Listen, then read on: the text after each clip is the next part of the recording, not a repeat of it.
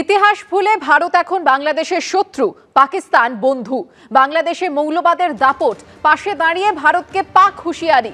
বাংলাদেশের ভাইদের বলছি, পাকিস্তানের পরমাণু বোমাও তোমাদের। কেউ চোখ তুলে দেখলে চোখ উপড়ে নেব, হাত তুললে হাত ভেঙে দেব। বাংলাদেশের পাশে দাঁড়িয়ে ভারতকে হুমকি পাক কট্টরপন্থী নেতার।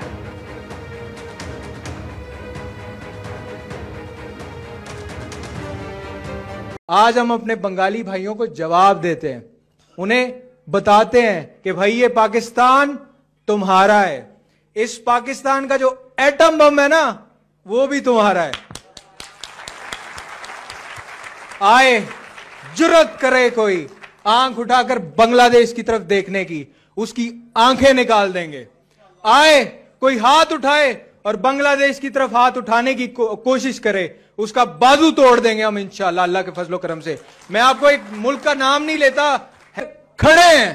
बांग्लादेश बांग्लादेश बांग्लादेश।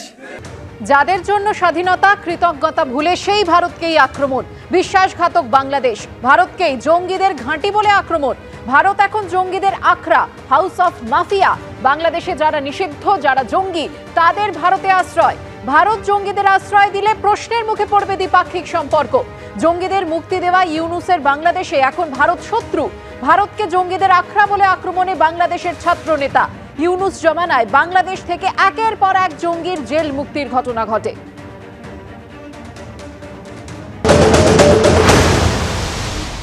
আমরা ভারতকে বলতে চাই, ভারত এখন বর্তমানে হচ্ছে জঙ্গিবাদের একটি আশ্রয়স্থল হিসেবে ভারত পরিচিত হচ্ছে।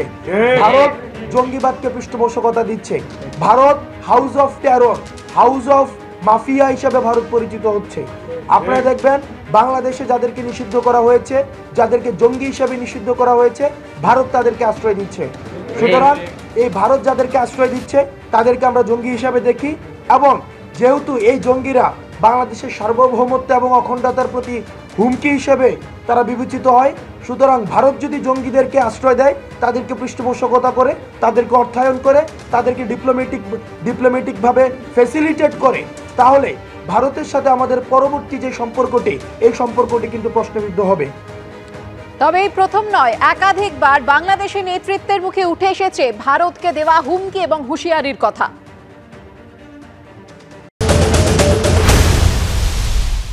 গরু চোর ব্যতীত আমি বলবো যে এগুলির গরু চোর এই ক্ষেত্রে যদি অন্য কোনো রকমের ক্ষেত্রে আমরা কিন্তু সীমান্তে কোনো রকমের ছাড় দেব না।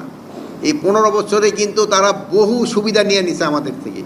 এরা এত সুবিধা নিয়েছে, এখন তারা সুবিধা পাচ্ছে না দেখে কিন্তু এই যে তারা বিভিন্ন ধরনের প্রচারণা করতেছে। আমাদের দক্ষতা ভারতের চেয়ে অনেক বেশি। একবার সাহস করে আমার দেশকে যুদ্ধ করবে, আমরা বলে দিচ্ছি 4 দিনের মধ্যে আমরা কলকাতা দখল করে নেব। আমরা দখল করে নেব।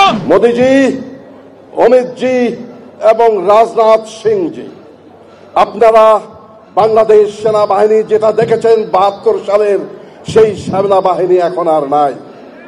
আমরা এখন যুদ্ধোপযোগী এবং যে কোনো শত্রু মোকাবেলায় প্রস্তুত। ইন্ডিয়ান শাড়ি,